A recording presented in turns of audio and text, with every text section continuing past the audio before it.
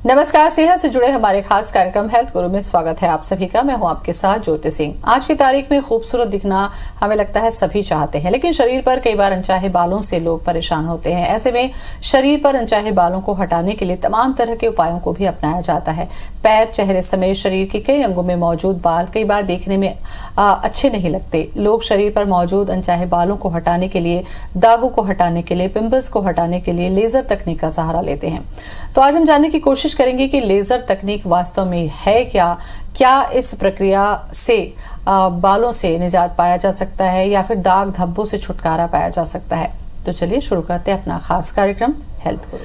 तो वास्तव में लेजर ट्रीटमेंट क्या होता है, इसके क्या फायदे हैं, क्या सावधानी है या फिर क्या कुछ साइड इफेक्ट भी होता है। लोगों के मन में इसे लेकर कई तरह के सवाल हर दिन उठते रहते हैं। ऐसे सवालों का जवाब देने के लिए हमारे साथ आज स्टूडियो में मौजूद हैं दुर्ग से कॉस्मेटिक सर्जन दीपक कोठारी। सबसे पहले बहुत बहुत स्वागत है आपका। दीपक जी, जैसा कि मैंने अपने कार्यक्रम की शुरुआत में ही कही, सुंदर दिखना हर कोई चाहता है और सभी का अधिकार भी है, लेकिन कई बार ऐसी स्थितियां बनती है ना चाहते हुए भी, जैसे अनचाहे बाल चेहरे पे आ गए, आपके ठुड्डियों पर आ गया, दाग बहुत ज्यादा हो गए, पिगमेंटेशन बहुत ज्यादा हो गया। तो ऐसे में कॉन्फिडेंस तो खत्म होता ही है और अजीब भी लगता है। तो ये आप मुझे बताइए कि इस पे लेजर ट्रीटमेंट का जो आपने जिक्र किया, तो ये वास्तव में लेजर है क्या? लेज़र एक प्रकार का एक एनर्जी डिवाइस है, समझिए, जो हम मशीन एक लेज़र प्रोड्यूस करती है। लेज़र के बहुत सारे वेरिएशंस होते हैं, अलग अलग वेवलेंथ बोलते हैं हम लोग। 1094, 1470, 980 ऐसे वेवलेंथ्स होते हैं।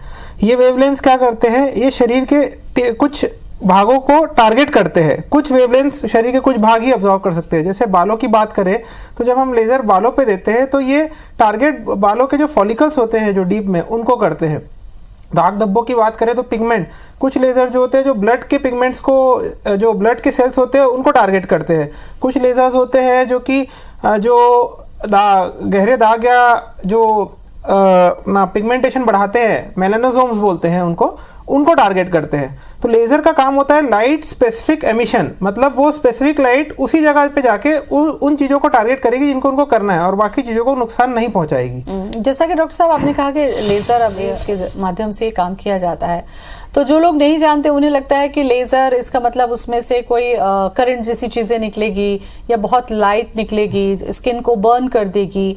ऐसी बहुत सारी चीजें रहती है लोगों के मन में जानना, जिसको लेकर कई बार वो डॉक्टर के पास जाते भी नहीं है।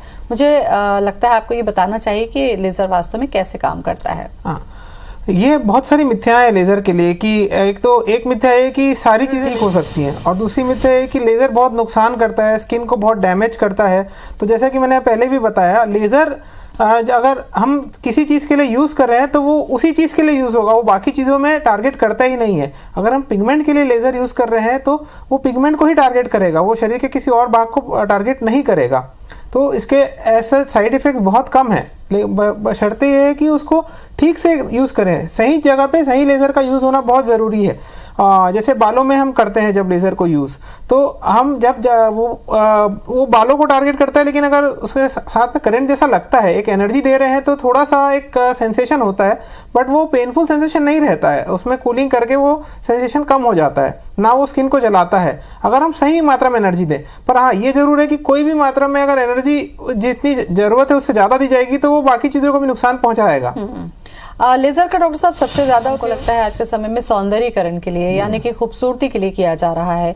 तो इसमें आप लोग किस किस तरीके से और कौन से पार्ट को टारगेट करते हैं? हाँ, हम लोग सबसे ज़्यादा लेजर्स यूज़ करते हैं। एक तो चाहे बाल जो होते हैं चेहरे में, तो फीमेल्स में कुछ हार्मोन डिसीज़ या उनकी वजह से उनके जहाँ खासकर ये लिप्स में या चिन में या साइड में जो बाल होते हैं वो टारगेट करने के लिए। अंडर आर्म्स के बाल भी बहुत अच्छे से जाते हैं लेज़र से, प्राइवेट पार्ट्स के बाल भी बहुत अच्छे से जाते हैं। ये क्या करते हैं, ये जो लेज़र्स होते हैं ये स्पेसिफिकली टारगेट करते हैं फॉलिकल्स को। तो धीरे धीरे इनकी मल्टीपल सेटिंग्स के साथ ये फॉलिकल्स को बर्न कर देते हैं, जिससे कि बाल आने कम हो जाते हैं। तो ये बहुत अधिक मात्रा में रिडक्शन करते हैं। दूसरा जो लेज़र टारगेट होता है वो होता है पिगमेंट के लिए, उसको बोलते हैं Nd:YAG लेज़र। वो ये करता है कि वो पिगमेंट जो होते हैं, जैसे अगर कुछ मार्क्स, बर्थ मार्क्स हैं, जो जन्मजात निशान हैं, उनके पिगमेंट्स को टारगेट करके उनको धीरे धीरे बॉडी एब्जॉर्ब करके गला लेती है। तीसरा होता है लेज़र टैटू के लिए, जो आजकल लोग बहुत होड़ में टैटू बना रहे हैं, तो वो टैटू के पिगमेंट्स को टारगेट करता है।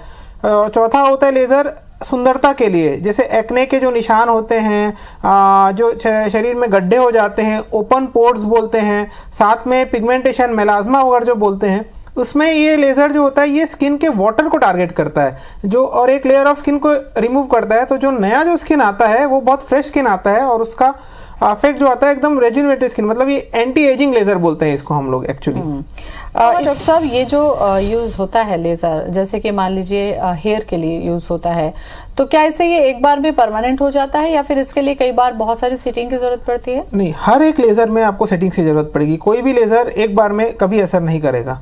जैसे हेयर के लिए हम लोग बोलते हैं उसमें भी अलग अलग टाइप के, थिक हेयर्स, थिन हेयर्स, पतले हेयर, मोटे हेयर। इंडियन हेयर्स बहुत अलग हैं फॉरेन हेयर्स के, क्योंकि अपने थिक हेयर्स होते हैं, अपने डार्क ब्लैक हेयर्स होते हैं, तो उनके जो फॉलिकल्स होते हैं जो अंदर, वो भी बहुत बड़े होते हैं। तो हम लोग जनरली बोलते हैं 7 से 8 सेटिंग्स लगता है, एवरी मंथ हम एक सेटिंग को रिपीट करते हैं। वो उस एक सेटिंग में हम लोग फॉलिकल्स को टारगेट करते हैं तो थोड़े बाल कम होते हैं, फिर नेक्स्ट सेटिंग में आएंगे तो थोड़े बाल और कम होंगे, फिर नेक्स्ट आएंगे तो थोड़े और कम होंगे, ऐसे करके इसको टारगेट किया जाता है। 8 सेटिंग के बाद बहुत मेजर रिडक्शन आ जाता है बालों में, और वो फिर नहीं आते हैं। बिल्कुल, यही मैं अगला सवाल करना चाह रही थी कि क्या ऐसा लेजर ट्रीटमेंट कर देने के बाद और उसको छोड़ दिया जाए तो वापस वो हेयर जो है वो ग्रोथ कर जाते हो? अगर हार्मोनल इफेक्ट्स हैं या कुछ बॉडी में है तो थोड़े चांसेस रहते हैं कि वो ग्रोथ कर जाए, तो उसके लिए हम लोग टचअप प्रोसीजर, मतलब एक बार पूरा रिडक्शन हो जाए, फिर 6 महीने या 1 साल बाद आके आप एक आध सेटिंग उसका जो बाकी जो थोड़े बहुत बाल आ रहे हैं उसका रिडक्शन करा लीजिए, ऐसा हम लोग बोलते हैं। ये पूरी तरह से गायब नहीं करता है, पर ये बहुत अच्छे से रिड्यूस कर देता है। अच्छा, क्या इसके लिए कोई लिमिट है या कोई कैटेगरी है कि भाई ये करा सकता है, ये नहीं करा सकता? ये भी आप बताइए कि किन लोग इसको करवा सकते हैं। इसमें पेशेंट सिलेक्शन बहुत ज़रूरी है, क्योंकि बहुत थिक हेयर बहुत जल्दी नहीं जाता है, उसका जो टारगेट होता है उसके लिए हमको 2-3 अलग अलग वेवलेंथ और 2-3 अलग अलग टाइप के लेज़र यूज़ करने पड़ते हैं। वाइट हेयर्स लेज़र से बहुत मुश्किल से जाते हैं, क्योंकि वाइट हेयर्स के जो फॉलिकल्स रहते हैं वो लेज़र टारगेट नहीं कर पाता, रीड नहीं कर पाता है, तो वाइट हेयर जाना बहुत मुश्किल है। तो ओल्ड एज में जिनको वाइट हेयर्स रिमूव करने हैं उनके लिए मुश्किल होता है। अदरवाइज ब्लैक हेयर्स के लिए इसके लिमिटेशंस नहीं है, आप आराम से जा सकते हैं। आजकल बहुत एडवांस लेजर्स आ गए हैं जिससे कि हम लोग इसको कम कर सकते हैं। एज का कोई मैटर नहीं है डॉक्टर? जनरली हम लोग प्रेफर बोलते हैं कि आफ्टर 13 to 15 ईयर्स से अप टू 60 ईयर्स तक हम लोग जा सकता है। अच्छा, इसके कोई साइड इफेक्ट की जब आपने लेजर करवाया हेयर रिमूवल, चाहे कि अपर लिप्स है या जो भी चीजें हैं, उसके सावधानी रखने की जरूरत होती है या कुछ साइड इफेक्ट भी होते हैं? थोड़ी सावधानी रखने की जरूरत होती है। हर लेजर के बाद हमको एक सावधानी रूप से थोड़ा बचना है। लेज़र को उस एनर्जी में ही देना है। अगर हमने ज़्यादा एनर्जी दी तो ये साइड इफेक्ट हो सकता है कि साइड का स्किन थोड़ा बर्न हो सकता है, क्योंकि वो लेज़र वहाँ बाजू के उसमें जाएगा। तो एनर्जी जितनी दे रहे हैं वो बहुत ध्यान में रखना है। तो हम लोग स्टार्ट थोड़ी कम एनर्जी से करते हैं, जैसे जैसे पेशेंट टॉलरेट करता है फिर हम उस हिसाब से एनर्जी बढ़ाते हैं। और ऐसा कोई साइड इफेक्ट नहीं है हेयर रिमूवल का। तो कई बार